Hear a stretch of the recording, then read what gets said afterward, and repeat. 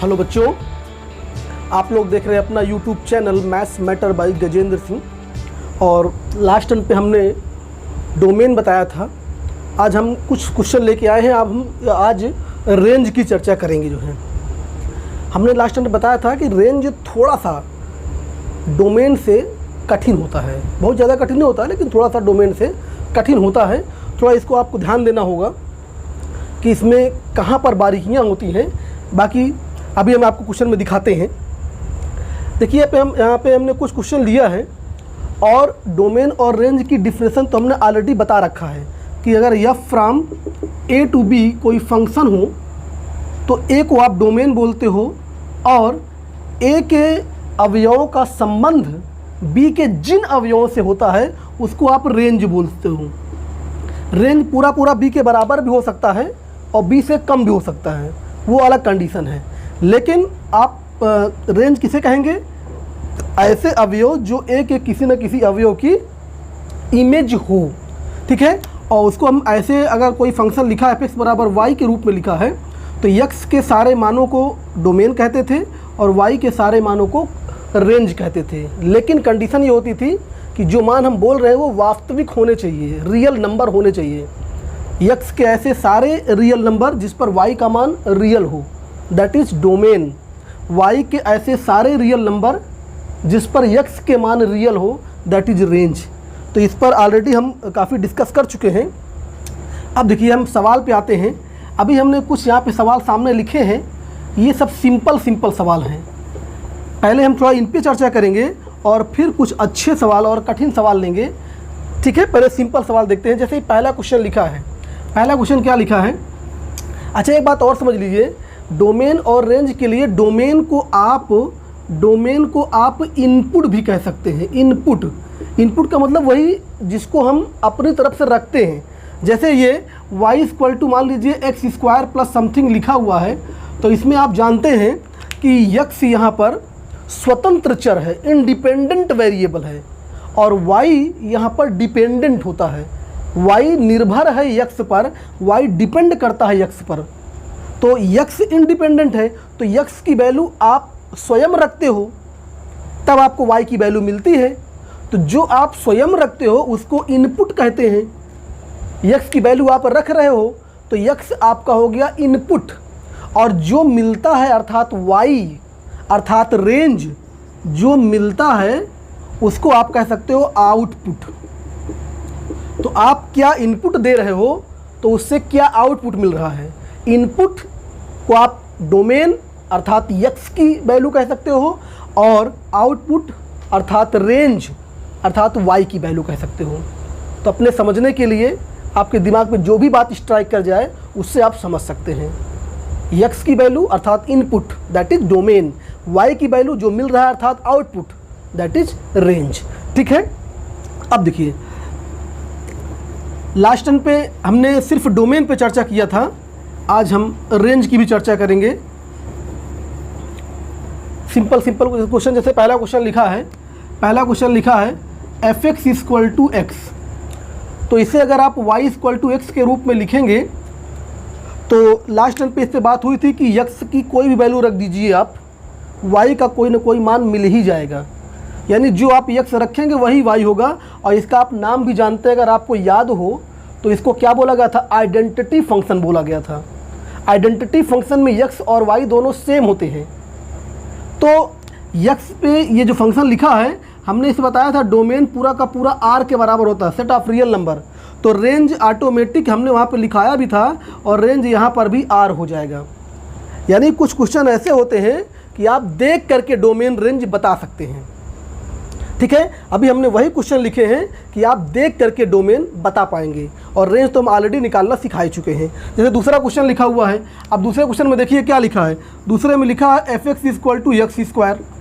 इसका भी हमने उस दिन बताया था, जो है ये पॉलिनोमियल फंक्शन में ये सेकेंड ऑर्डर का है, तो इसको आप द्विघात फलन भी कह सकते हैं, क्वाड्रेटिक फंक्शन भी इसको आप कह सकते हैं, ठीक है। तो यहाँ पे आपने देखा था कि जो डोमेन आपका है, डोमेन तो x के स्थान पे कुछ भी आप वैल्यू रखिए, x के स्थान पे 0 भी रख सकते हैं। इसको आप ऐसे लिख सकते हैं ना, y equal to x square के रूप में लिख सकते हैं इसको आप। तो डोमेन में तो कोई दिक्कत नहीं है, डोमेन अर्थात यक्स की वैल्यू, तो यक्स के स्थान पे आप कुछ भी रखें। ये पॉलिनोमियल, हमने कहा था कि पॉलिनोमियल में यक्स की स्थान पे आप कोई भी रियल नंबर रख सकते हैं। तो डोमेन तो यहाँ पूरा का पूरा आर के बराबर है, लेकिन थोड़ा यहाँ पे आपको रेंज देखना होगा। रेंज यहाँ पे देखिए वाई का मान, रेंज का मतलब वाई का मान। वाई का मान क्या कभी निगेटिव हो सकता है क्या? वाई किसके बराबर है? यक्स स्क्वायर के बराबर है। और जब वाई यक्स स्क्वायर के बराबर है तो यक्स के स्थान पर आप कुछ भी रखें और जैसे ही स्क्वायर करेंगे तो वो धनात्मक हो जाएगा। आपको पता होना चाहिए कि स्क्वायर, किसी संख्या का स्क्वायर सदैव या तो शून्य होगा या तो धनात्मक संख्या होगी, ऋणात्मक कभी हो ही नहीं सकता। तो जब यक्स स्क्वायर कभी ऋणात्मक नहीं हो सकता तो उसी के बराबर तो वाई है, अर्थात तो वाई कभी ऋणात्मक नहीं हो सकता। और जब ऋणात्मक वाई नहीं होगा तो क्या होगा? या तो जीरो या तो धनात्मक वास्तविक संख्या, अर्थात आर धनात्मक यानी पॉजिटिव रियल नंबर और यूनियन इसमें मिला दीजिए जीरो। ये आपका हो जाएगा रेंज। रेंज कभी भी निगेटिव नहीं होगा तो क्या होगा? या तो पॉजिटिव रियल नंबर या तो जीरो। ठीक है, तो ये देख के मालूम चल गया कि इसका डोमेन में no doubt all real number, लेकिन को डोमेन में निगेटिव वाला हटा दीजिए आप। ठीक है, ऐसे देखिए थर्ड क्वेश्चन क्या है। थर्ड क्वेश्चन बहुत सिंपल क्वेश्चन, आप मुजबानी इसको बता सकते हैं। थर्ड वाले क्वेश्चन में देख लीजिए, एफ एक्स इक्वल टू क्या लिखा है? X square plus two. आप इसको इस रूप में लिखिए, Y equal to X square plus two. Domain बताइए, डोमेन ये पॉलिनोमियल लिखा हुआ है, वाई बराबर जो लिखा हुआ है एक्स के टर्म में ये पॉलिनोमियल है।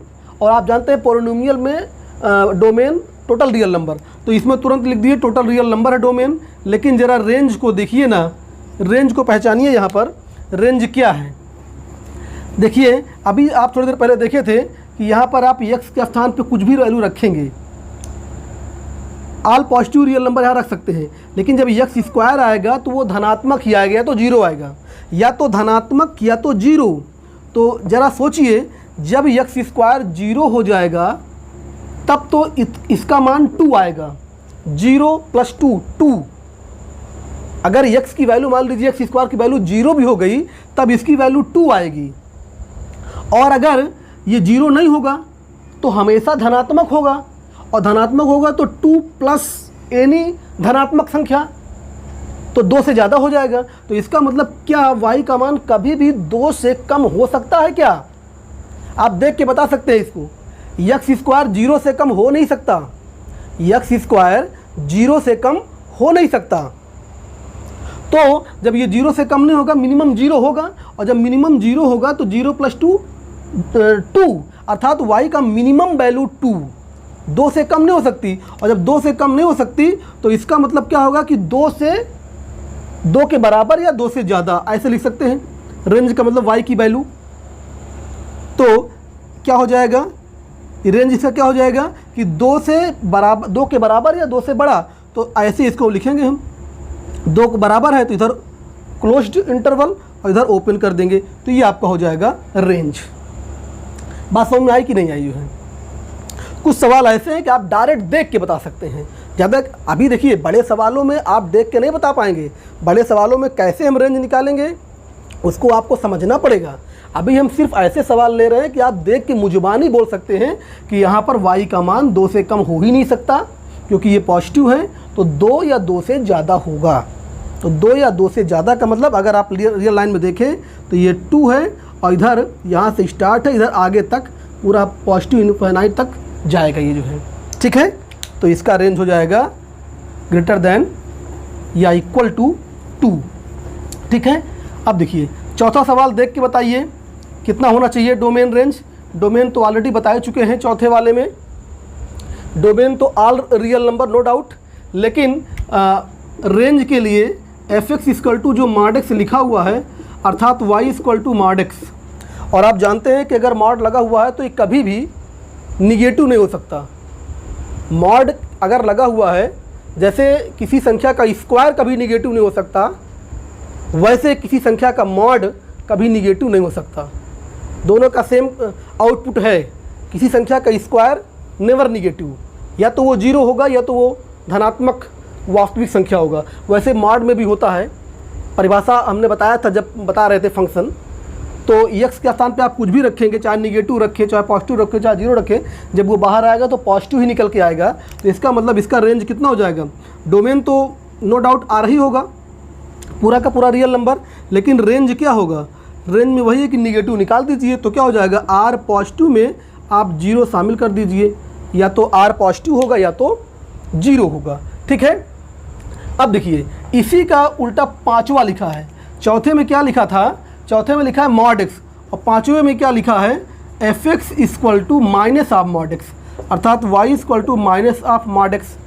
तो बात समझिएगा, डोमेन अर्थात x की वैल्यू, तो x की वैल्यू तो आप कुछ भी रखिए, एनी रियल नंबर, तो डोमेन तो यही होगा आपका, डोमेन तो यही होगा। लेकिन ज़रा यहाँ पे रेंज को समझिएगा, रेंज मतलब y का मान।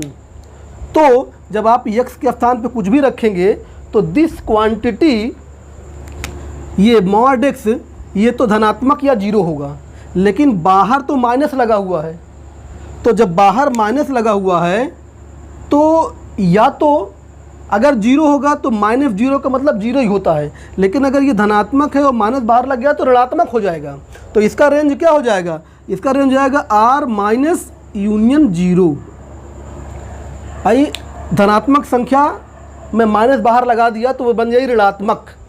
तो मॉड x अगर है तो उसका रेंज पॉजिटिव रियल नंबर और जीरो, और अगर माइनस ऑफ मॉड x है तो निगेटिव रियल नंबर और जीरो, ये रेंज हो जाएगा। और डोमेन दोनों का सेम है, कोई भी रियल नंबर रखिए x के स्थान पे, सब पे वैल्यू की y की वैल्यू मिलेगी। ठीक है, तो ये आपका हो गया पांचवा क्वेश्चन। चलिए क्वेश्चन नंबर 6 देखते हैं। क्वेश्चन नंबर 6 क्या है? fx equal to mod x upon x। अच्छा यहाँ पे देखिए, जैसे यहाँ पे ये हर अब में आ गया x, तो आपको इतना तो पता ही है कि लास्ट ने बताया था x not equal to zero, तो यहाँ पे x जीरो हो नहीं सकता। तो जब x जीरो नहीं हो सकता और जीरो के अलावा और भी कोई नंबर आप रख सकते हैं। ठीक है, तो जब x जीरो नहीं होगा तो डोमेन तो आपको क्लियर है कि यहाँ पे डोमेन क्या होगा इसका?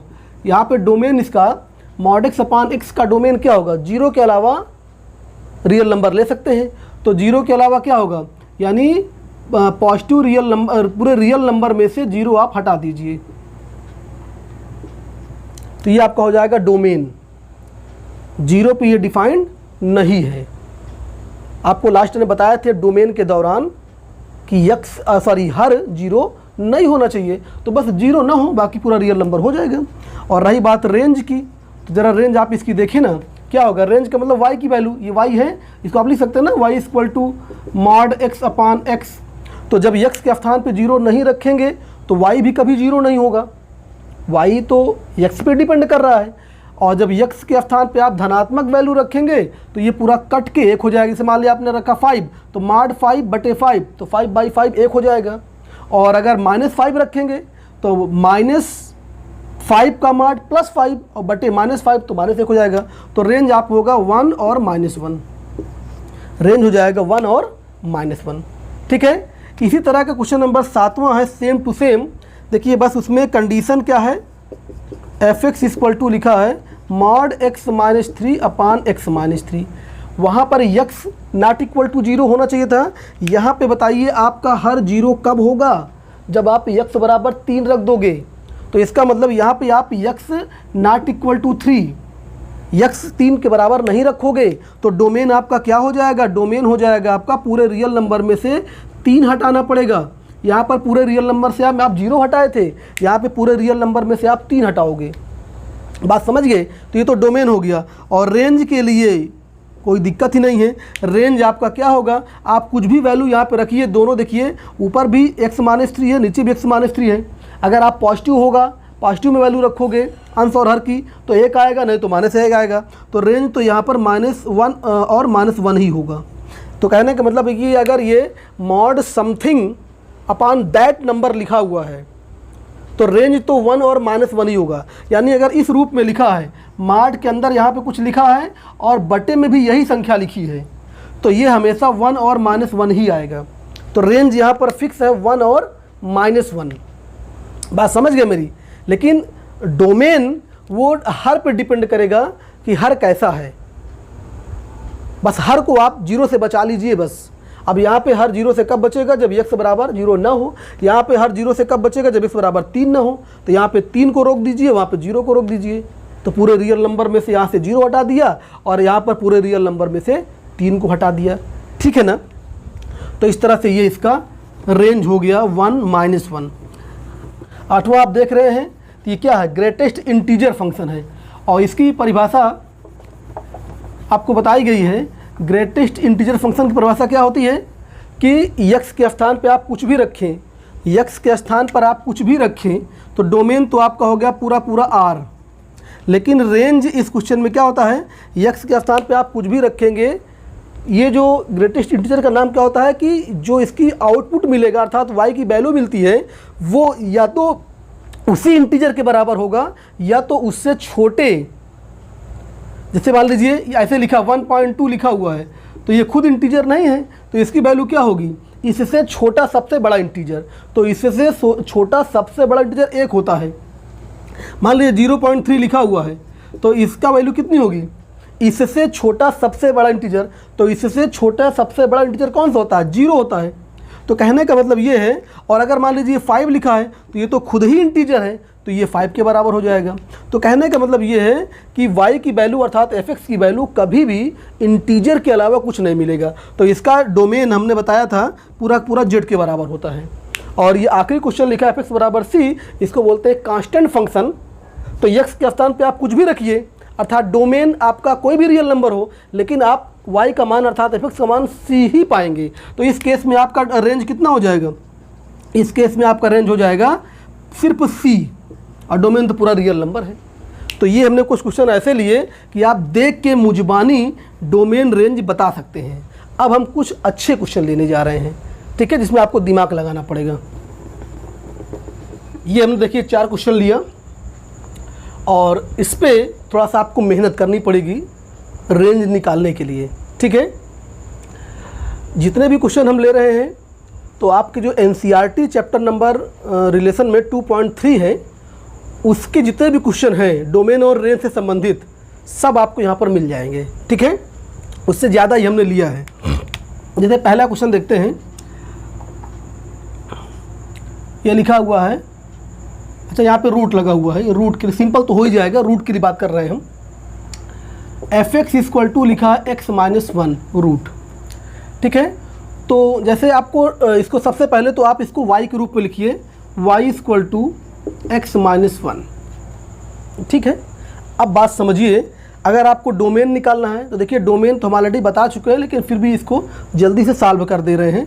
डोमेन के लिए क्या होता है, डोमेन का मतलब ये है कि डोमेन के लिए y वास्तविक होना चाहिए और y वास्तविक तब होगा जब ये आपका वास्तविक होगा, और ये वास्तविक कब होगा, जब रूट के अंदर निगेटिव संख्या ना हो, अर्थात x - 1 > 0 हो। चलिए लास्ट टर्म पे इस पर बात हो चुकी है, तो 1 उधर जाएगा तो x > 1 हो जाएगा, अर्थात x का मान 1 या 1 से बड़ा। तो आपका डोमेन क्या हो जाएगा, डोमेन हो जाएगा क्लोज्ड ब्रैकेट 1 से इन्फिनिटी, ये। तो इसमें कोई डाउट नहीं है, ये आपका डोमेन हो जाएगा। डोमेन का मतलब ये, डोमेन के लिए क्या होना चाहिए, डोमेन का मतलब कि हमें वैल्यू तो x की निकालनी है, हमें वैल्यू तो x की निकालनी है, लेकिन x के उस मान पर y वास्तविक होना चाहिए।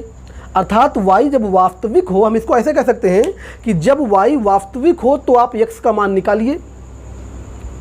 भाई बात समझिएगा, डोमेन का मतलब ये है कि आपको x की वैल्यू निकालनी है, लेकिन वो x की वैल्यू कैसी होनी चाहिए, जिस पर y का मान वास्तविक मिले।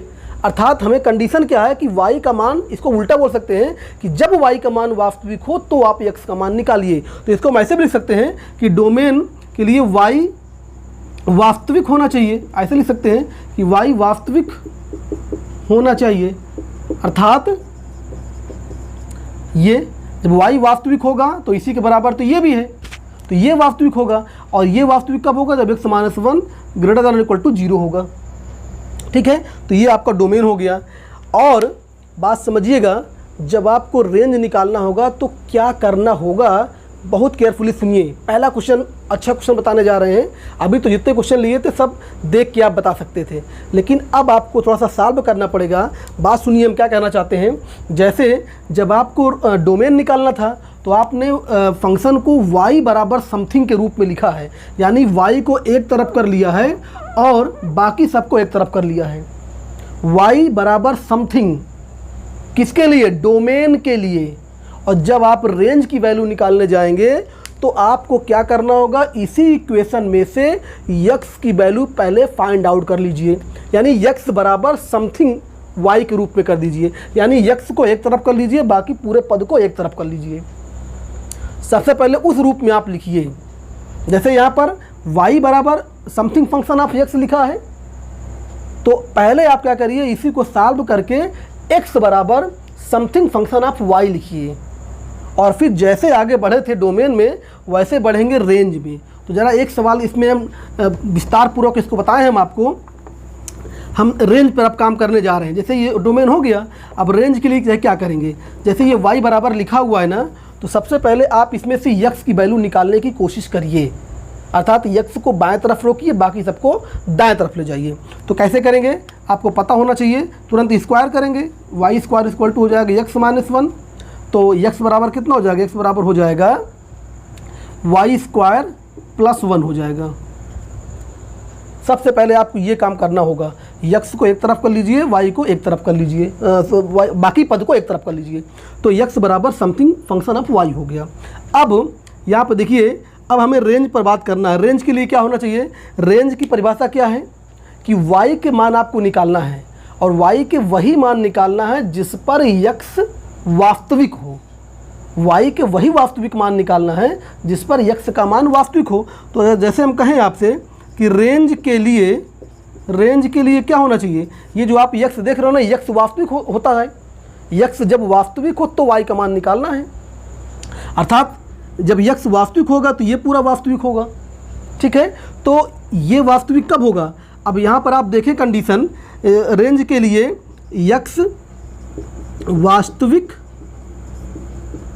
होना चाहिए,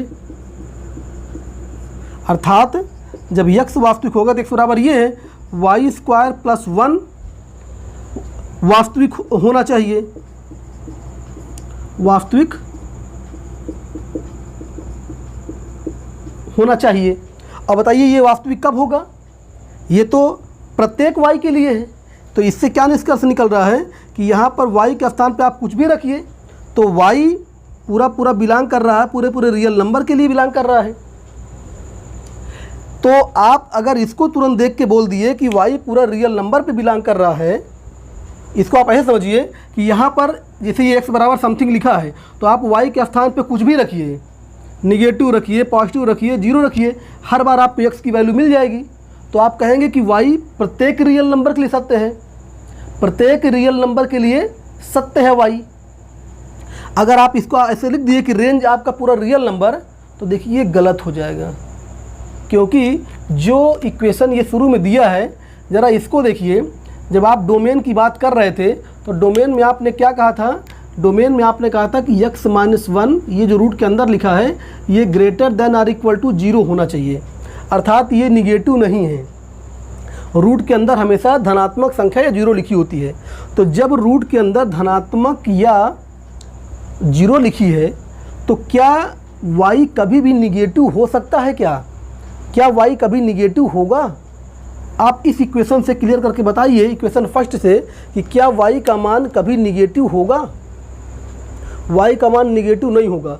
भाई रूट के अंदर पॉजिटिव संख्या लिखी है और पॉजिटिव संख्या का रूट निकालोगे आप तो पॉजिटिव ही तो आएगा।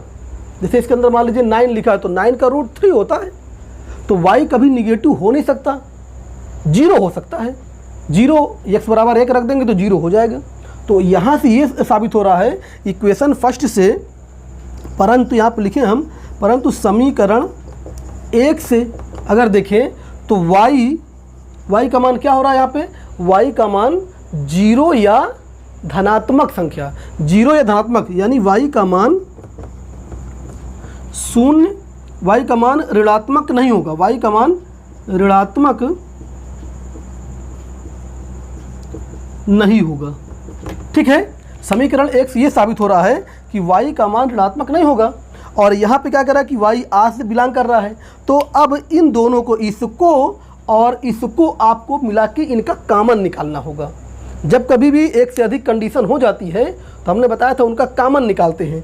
तो इसको हम मान लीजिए कुछ बोले, इसको फर्स्ट लिखा, इसको मान लीजिए सेकंड बोल दें हम, और ये फर्स्ट से डिसाइड हो गया, इसको थर्ड बोल दें ये। तो सेकंड और थर्ड से आप निष्कर्ष निकालिए तो y का मान क्या होगा। सेकंड और थर्ड से अगर आप निष्कर्ष निकालें, सेकंड तथा थर्ड से अगर निष्कर्ष निकालें तो y का मान क्या होगा, ऋणात्मक। भाई ये कह रहा है कि पूरा रियल नंबर है। अगर इसको आप रियल लाइन में देखें, रियल लाइन में ये, तो ये कह रहा है कि y का मान पूरा का पूरा रियल नंबर होगा। ये 0 है, उधर धनात्मक, इधर ऋणात्मक। तो ये कह रहा है कि y का मान पूरा यहाँ से लेकर पूरा यहाँ तक, और ये कह रहा है कि y का मान ऋणात्मक नहीं होगा, अर्थात 0 से लेकर पूरा इधर तक, धनात्मक तक। तो इन दोनों में कॉमन क्या होगा, इन दोनों में कॉमन यहीं से तो होगा, यहाँ से कॉमन होगा पूरा उधर। तो जो दोनों का कॉमन होगा वही आपका आंसर होगा। तो रेंज आपका क्या हो जाएगा, रेंज हो जाएगा 0 या तो धनात्मक रियल नंबर, यानी धनात्मक रियल नंबर में 0 आप शामिल कर दीजिए। ये बात समझ में आया, कोई दिक्कत। तो रेंज जैसे आप डोमेन जब करते थे तो y का मान यानी y बराबर समथिंग फंक्शन आप x लिखते थे, यहाँ से शुरुआत करते थे। लेकिन जब रेंज लिखेंगे तो उसी इक्वेशन में से आपको सॉल्व करके x बराबर समथिंग फंक्शन आप पहले y बनाइए, और उसके बाद फिर जो भी करते थे डोमेन के लिए वही काम आप रेंज के लिए करिए। डोमेन में आप y की वैल्यू डोमेन में x की वैल्यू निकालते थे, और रेंज में y की वैल्यू निकालते हैं, और y की वही वैल्यू निकालते हैं जिस पर x की वैल्यू वास्तविक मिले। अर्थात इसको आप उल्टा बोल सकते हैं कि जब x वास्तविक हो तब आप y की वैल्यू निकालिए। x वास्तविक हो अर्थात ये वास्तविक हो, और ये वास्तविक कब होगा, y पे डिपेंड करेगा, तो उसी y का मान निकालना होगा। और हम सवाल देखते हैं, भी और क्लियर होगा आपको जो है। अगला क्वेश्चन देखते हैं, fx equal to 9 minus X square.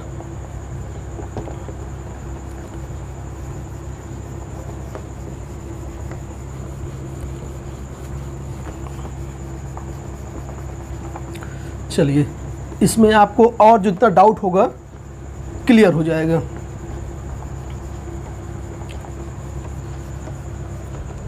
देखिए fx इक्वल टू क्या लिखा है, 9 माइनस एक्स स्क्वायर। सबसे पहले इसको आप लिखिए y equal to 9 minus X square. ठीक है, तो डोमेन में तो कोई दिक्कत ही नहीं है। डोमेन को अगर आप निकालना है तो डोमेन में y वास्तविक होना चाहिए। तो y वास्तविक तब होगा जब ये वास्तविक होगा, और ये वास्तविक कब होगा, जब रूट के अंदर लिखी गई संख्या ग्रेटर देन और इक्वल टू 0 हो। ठीक है, तो ये जाएगा उधर, तो एक्स स्क्वायर, ये 9 ये चिन्ह हो जाएगा, इधर जाएगा पॉजिटिव हो जाएगा। इसको पलटेंगे तो एक्स स्क्वायर लेस देन और इक्वल टू 9, तो एक्स की वैल्यू कितनी हो जाएगी, -3 से ग्रेटर देन और इक्वल टू एक्स और लेस देन और इक्वल टू 3। तो ये लास्ट टर्म पे हो चुका है। तो आपका डोमेन कितना हो जाएगा, -3 से 3 क्लोज्ड इंटरवल। ठीक है, तो डोमेन में तो कोई दिक्कत नहीं है, ये आपको ऑलरेडी बता चुके हैं। हम देखिए बात करते हैं रेंज की।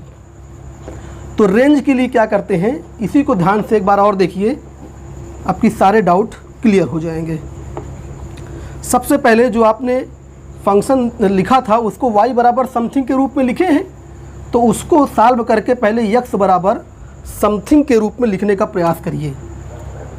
y बराबर समथिंग लिखा हुआ है, तो डोमेन के लिए ये हमें आवश्यकता है, लेकिन रेंज के लिए क्या करेंगे, इसी को आगे बढ़ाएंगे। पहले आप x की वैल्यू फाइंड आउट करिए।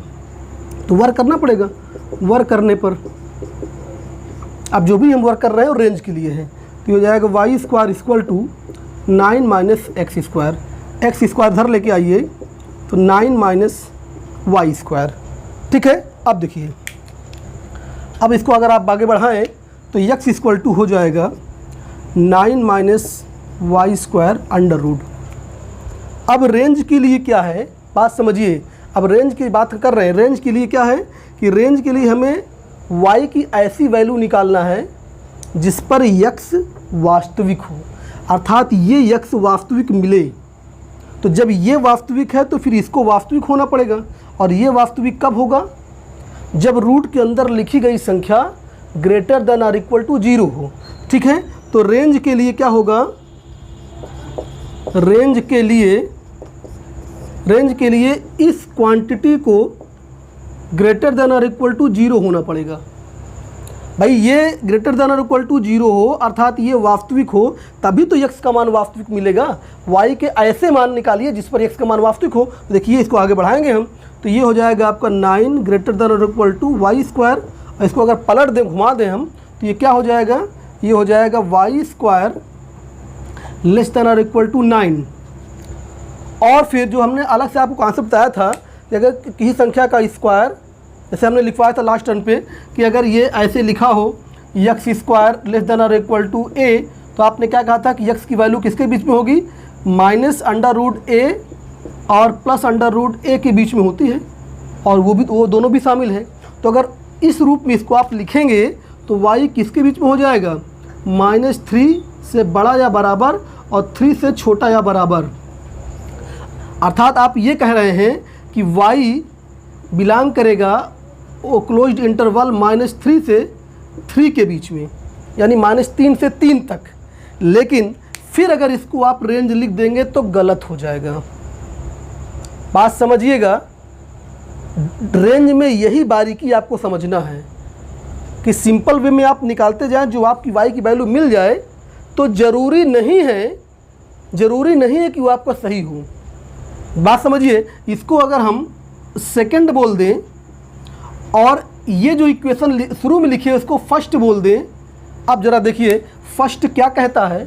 फर्स्ट कहता है कि y कभी निगेटिव हो ही नहीं सकता। ज़रा देखें ना क्या कह रहा है फर्स्ट? फर्स्ट कह रहा है कि y कभी निगेटिव हो नहीं सकता, क्योंकि y किसके बराबर है? Under root 9 minus X square. और ये जो रूट के अंदर संख्या लिखी है 9 माइनस एक्स स्क्वायर, ये धनात्मक है या तो 0 है। और जब रूट के अंदर लिखी गई संख्या धनात्मक या 0 है तो क्या जब उसका रूट निकालेंगे तो क्या निगेटिव हो जाएगा? क्या निगेटिव कभी होगा ही नहीं। तो समीकरण फर्स्ट ये कह रहा है कि y कभी निगेटिव नहीं होगा। ठीक है, समीकरण फर्स्ट ये कह रहा है, समीकरण फर्स्ट से निष्कर्ष सब निकालें तो ये निष्कर्ष मिल रहा है कि y निगेटिव नहीं है, अर्थात y या तो 0 है या तो 0 से बड़ा है, या तो 0 है या तो 0 से बड़ा है। समीकरण फर्स्ट कह रहा है, और समीकरण सेकेंड ये कह रहा है। तो फिर इन दोनों में हम इनका कॉमन निकालेंगे। जब दो कंडीशन मिल जाए y के लिए तो फिर कॉमन निकालते हैं। और ज़रा देखिए कॉमन कैसे निकालेंगे, यही बात आपको समझना है। यही यहाँ पे गलती हो जाती है, लड़के इतना लिख के चले जाते हैं, वो गलत हो जाता है। भाई इतना अगर आप लिख दोगे तो ये गलत हो जाएगा। क्यों? क्योंकि समीकरण फर्स्ट देखिए, समीकरण फर्स्ट ये कह रहा है कि y का मान निगेटिव मिल ही नहीं सकता। तो फिर इन दोनों का कॉमन देखिए, और कॉमन कैसे निकालते हैं देखिए। ये 0 है आपका, और इधर धनात्मक संख्या देखिए यहाँ पे -3 दिखा देते हैं। ये इधर मान लीजिए -1 -2, ये -3 है, और इधर +1 +2, ये +3 है इधर। अब देखिए समीकरण फर्स्ट क्या कह रहा है? समीकरण फर्स्ट कह रहा है कि x की वैल्यू जो 0 से पॉजिटिव, 0 है और पॉजिटिव, यानी यहाँ से लेकर स्टार्ट है पूरा इधर +∞ जहाँ तक जा सकते हैं पूरा, ये समीकरण फर्स्ट कह रहा है। और समीकरण सेकंड क्या कह रहा है? जो कथन सेकंड या स्टेटमेंट सेकंड क्या कह रहा है कि -3 से 3 तक, -3 से 3 तक, -3 से 3, तो ये -3 है, ये -3 और ये 3 ये है।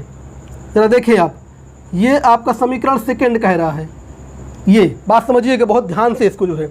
फिर से एक बार देखिए, समीकरण फर्स्ट क्या कह रहा है कि 0 या 0 से बड़ा, तो 0 या 0 से बड़ा मतलब यहाँ से स्टार्ट है और पूरा +∞ तक जा रहा है। और समीकरण सेकंड क्या कह रहा है कि -3 से 3 तक, यानी -3 यहाँ से लेकर ये +3 तक यहाँ तक। अब देखें इन दोनों में कितना इंटरवल कॉमन है।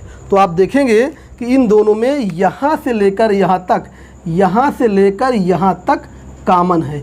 कहाँ से कहाँ तक कॉमन है? यहाँ से लेकर, ये रेड पेन से हम दिखा दें, यहाँ से लेकर यहाँ तक तो कॉमन है। यही वो भाग है जो फर्स्ट वाले में भी लाई कर रहा है, और यही वो भाग है जो सेकंड वाले में भी लाई कर रहा है। तो आपका रेंज क्या हो जाएगा, अब इसको हम लिखते हैं, आपका रेंज हो जाएगा 0 से 3 तक, 0 से 3 तक, ये आपका रेंज हो जाएगा। This is very important question, ठीक है। इतना लिख दो, गलत हो जाएगा, क्योंकि भैया अगर आप 0 से बाएं तरफ आ रहे हैं, निगेटिव तरफ आ रहे हैं, अर्थात आप ये कहना चाह रहे हैं कि y का मान निगेटिव मिलेगा, तो आप गलत हो जाएंगे, क्योंकि आप यहाँ पे वैल्यू रख के देख लीजिए, x की जो वैल्यू रखना हो रख के देख लीजिए, कभी निगेटिव नहीं पाएंगे, तो गलत हो जाएगा। इसलिए जब कभी भी रेंज निकालना हो तो जो इक्वेशन फर्स्ट आपका बने y बराबर समथिंग, उसका भी यूज करना नहीं भूलेंगे। जो लास्ट में y का कंडीशन मिले उसके साथ इसको टैली अवश्य कराएंगे, ठीक है। अब देखिए अगला क्वेश्चन देखते हैं, क्वेश्चन नंबर 3। चलिए अगला क्वेश्चन है, अब देखिए यहाँ पर x में खुद ही कंडीशन लिखा हुआ है, x बिलोंग्स टू r कह रहा है और x ग्रेटर देन 0 कह रहा है। यानी आपको इसमें डोमेन पे कुछ करना ही नहीं है, डोमेन उसने खुद ही बता दिया है। डोमेन में मतलब x की वैल्यू वो खुद ही कह रहा है कि x वास्तविक संख्या है लेकिन 0 से बड़ा है, यानी 0 से बड़ा वास्तविक संख्या मतलब धनात्मक वास्तविक संख्या। तो डोमेन पे आपको इसमें कुछ वर्क करना ही नहीं है।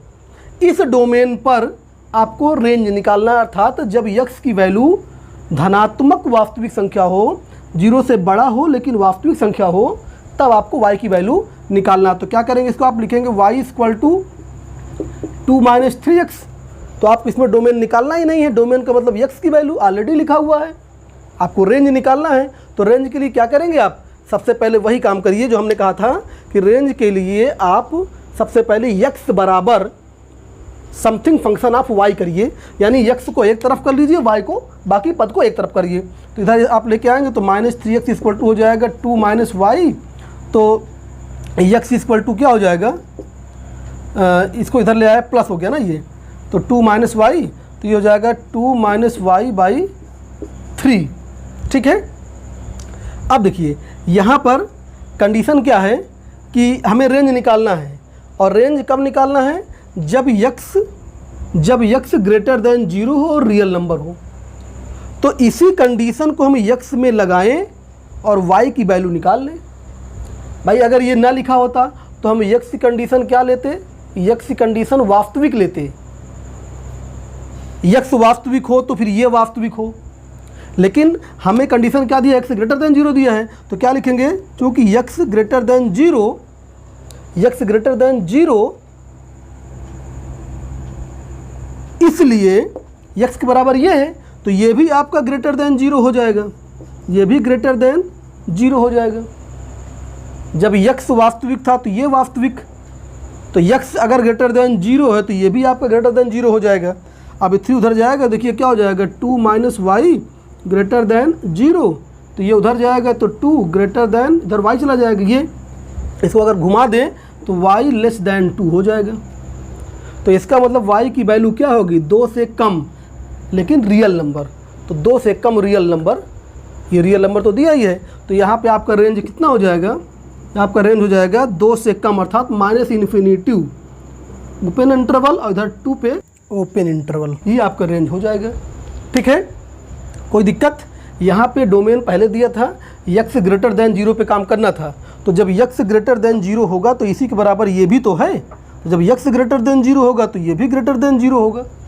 तो इसमें कंडीशन खुद दिया था, तो उसी कंडीशन को हमने लगा के y का वैल्यू फाइंड आउट कर लिया। कभी कभी क्या होता है कि x की वैल्यू खुद दिया रहता है और नहीं दिया रहता है, तो x वास्तविक हो तो सबके लिए है, जब x वास्तविक हो तो y की वैल्यू निकालिए तो आपका रेंज मिल जाएगा, जब y वास्तविक हो तब x की वैल्यू निकालिए तो आपका डोमेन हो जाता है, ठीक है। अब एक लास्ट क्वेश्चन बचा हुआ उसको देख लेते हैं। चलिए क्वेश्चन नंबर 4 देखते हैं। 4 लिखा है f बिलोंग्स टू, एक सेट लिखा है और सेट के अंदर ऑर्डर पेयर लिखा गया है। अच्छा यहाँ पे बिलोंग्स टू नहीं होना चाहिए, ये इक्वल टू होना चाहिए, ठीक है। f इक्वल टू एक ये सेट है और सेट के अंदर कैसे एलिमेंट हैं, ऑर्डर पेयर के रूप के एलिमेंट हैं, ठीक है। ऑर्डर पेयर पे एलिमेंट लिखे हैं, पहला एलिमेंट x है, दूसरा x² / 1 + x² और x क्या है, रियल नंबर है, ठीक है। और ये क्या है, एक फलन है, ये एक फलन है। तो आपको क्या निकालना है, रेंज निकालना है, रेंज डोमेन जो भी है ये सब निकालना है, ठीक है। अब यहाँ पे अगर आप गौर करिए तो ये जो फलन लिखा है, फलन का फॉर्मेशन अभी आप देख रहे थे कि ऐसे होता है, F X equal to Y के रूप में ऐसे लिखा होता है, लेकिन ये इस रूप में नहीं लिखा हुआ है। बाकी सारे क्वेश्चन देखिए इसी रूप में लिखा था। ये संबंध जैसे हम लिखते थे, अगर आपको याद हो तो संबंध की परिभाषा कैसे लिखते थे, आर के अंदर, यहाँ पे आर का मतलब रिलेशन है, और ये जो आप सब आर देख रहे हैं ये रियल नंबर के लिए है। तो संबंध में बताए थे कि आर के अंदर ऐसा ऑर्डर पेयर हो सच दैट ए और बी के बारे में कुछ लिखा रहता था, तो ये उस फॉर्मेशन के रूप में लिखा हुआ है। और हमने कहा था कि आप फलन को संबंध के रूप में लिख सकते हैं, क्यों, क्योंकि फलन एक प्रकार का संबंध ही होता है। तो ये एक प्रकार का संबंध है, तो अगर संबंध के नोटेशन में लिख दिया तो कोई दिक्कत नहीं है। इसको अब आप जिस रूप में चाहते हैं अर्थात फंक्शन के रूप में, उस रूप में लिख सकते हैं। ये फलन कैसे लिखा है, देखिए ये फलन लिखा ऐसे, इस रूप में लिखा है X square upon 1 plus X square such that X belongs to R, ठीक है। ये एक फलन है, एक फलन है।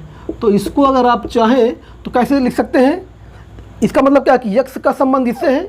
अगर इसको आप समझें कि यक्स डोमेन का एलिमेंट है और ये कोडोमेन का एलिमेंट है, तो इसका इससे संबंध है, और फलन का नाम है एफ। तो आप इसको लिख सकते हैं ना, लिख सकते हैं F X equal to X square upon 1 plus X square. तो जिस रूप में आप जानते हैं वैसे हमने बना दिया इसको। तो अगर रिलेशन रूप में लिखा भी है तो उसको आप फंक्शन रूप में कन्वर्ट कर सकते हैं, अर्थात इसको हम लिख सकते हैं Y equal to X square upon 1 plus X square.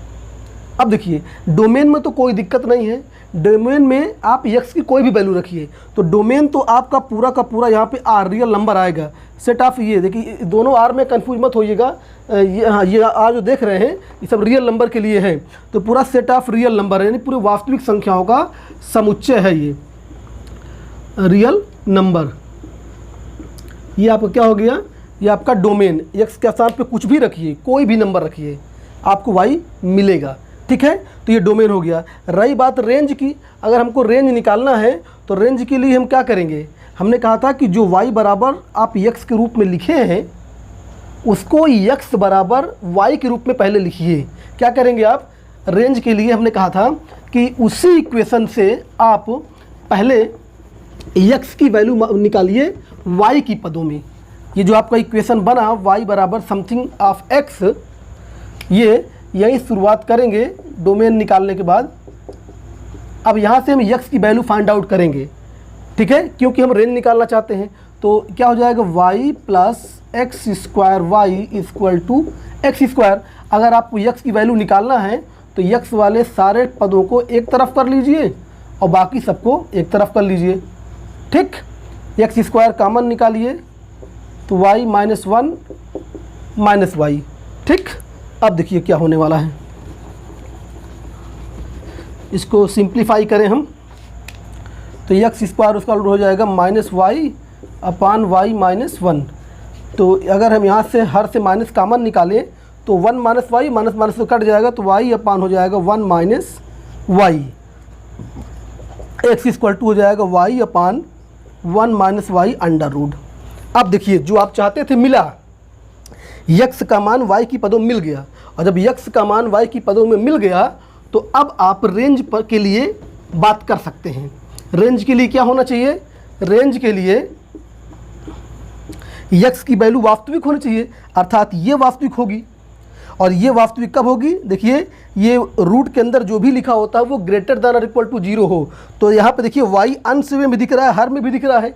तो अगर आप अंश से कंडीशन निकालें, अंश से कंडीशन निकालें तो y की वैल्यू क्या होनी चाहिए, ग्रेटर देन और इक्वल टू 0 होनी चाहिए। रूट के अंदर जो भी लिखा हो वो निगेटिव ना हो, या तो वो 0 हो या तो वो ग्रेटर देन 0 हो। और अगर हर से आप देखें तो क्या मिल रहा है, ये जो हर में लिखा है ये भी देखिए रूट के अंदर लिखा है। तो हर में एक कंडीशन तो पहले से होती है कि वो 0 ना हो, हर नॉट इक्वल टू 0, और रूट के अंदर लिखा तो वो निगेटिव भी ना हो। इसका मतलब जो हर में लिखा है ना तो वो 0 हो ना तो वो निगेटिव हो, इसका मतलब वो क्या हो, वो पॉजिटिव यानी 1 माइनस वाई ग्रेटर देन 0 हो। हमने कहा था ना कि अगर अंश में भी जिसको आप चेक कर रहे हैं यक्स हो तो यक्स, वाई हो तो वाई, आप वाई को चेक कर रहे हैं तो वाई देखिए अंश में भी हर में भी है। तो आप पहले अंश में देखिए वाई की क्या कंडीशन है और हर में देखिए वाई की क्या कंडीशन है। अंश में वाई रूट में है तो उस वाई को आप निगेटिव नहीं कर सकते, या तो वो जीरो होगा या तो वो ग्रेटर देन जीरो होगा। और हर में भी वाई है तो वो टर्म ना तो जीरो हो ना तो निगेटिव हो। निगेटिव क्यों ना हो, क्योंकि वो रूट के अंदर है। तो जब जीरो ना हो ना निगेटिव, इसका मतलब वो पॉजिटिव है। पॉजिटिव का मतलब ग्रेटर देन जीरो। अब आपके सामने देखिए दो कंडीशन है वाई के लिए। वाई के लिए दो कंडीशन है, और जब वाई के लिए दो कंडीशन हो, एक अंश की एक हर की, तो रेंज निकालने के लिए आप क्या करेंगे, रेंज निकालने के लिए आप दोनों का कॉमन देखेंगे। तो रेंज कितना हो जाएगा, देखिए तो रेंज क्या हो जाएगा, रेंज हो जाएगा, देखिए यहाँ पे कह रहा है कि वाई जीरो से बड़ा या बराबर, लेकिन थोड़ा सा इसको और सॉल्व कर लिए पहले, ये उधर जाएगा तो हो जाएगा प्लस वाई हो जाएगा। तो इसका मतलब y लेस देन 1 हो रहा है, y लेस देन 1, इसको हम सेकंड बोलना चाहते हैं। तो फर्स्ट में कंडीशन क्या है, फर्स्ट में कंडीशन है कि y जीरो से बड़ा या बराबर है, y जीरो से बड़ा या बराबर है। और दूसरे में कंडीशन क्या है कि y 1 से कम है, y 1 से कम है। तो देखिए दोनों का कॉमन जो होगा वही हमारा आंसर हो जाएगा। जब भी दो कंडीशन मिलती है तो हम कॉमन निकालते हैं। पहली कंडीशन क्या कह रहा है, देखिए यहाँ पे जीरो ले लेते हैं, यहाँ पे 1 ले लेते हैं। पहली कंडीशन कह रही है कि जीरो से बड़ा या बराबर, अर्थात जीरो से पूरा इधर, जीरो से पूरा यहाँ से स्टार्ट है, यहाँ से और पूरा ये प्लस इनफाइनाइट तक, ये फर्स्ट कंडीशन है। और सेकंड कंडीशन कह रहा है कि 1 से कम, एक ये है, तो 1 से कम का मतलब इस साइड आ रहे हैं, यहाँ पर ओपन इंटरवल ये, और 1 से कम का मतलब इधर आ रहे हैं पूरा, हम यहाँ से आ रहे हैं इधर जा रहे हैं, इधर पूरा, ये सेकंड कंडीशन है। अब आप देखिए इन दोनों में कॉमन क्या है, फर्स्ट कह रहा है कि ये पूरा इंटरवल है, सेकंड कह रहा है कि ये है। तो देखिए आप गौर से, तो ये वाला जो पोर्शन आप देख रहे हैं, यहाँ से लेकर यहाँ तक, यानी 1 के ओपन तक, ये पूरा भाग कॉमन है कि नहीं कॉमन है इन दोनों का। जब इन दोनों का इतना भाग कॉमन है तो बताइए आप क्या हो जाएगा इसका रेंज, रेंज हो जाएगा 0 से 1 से कम, यानी ये 1 से कम, एक शामिल नहीं है तो यहाँ पे ओपन, और देखिए जीरो में इक्वल का साइन लगा है तो ये हो जाएगा आपका ये 0,1।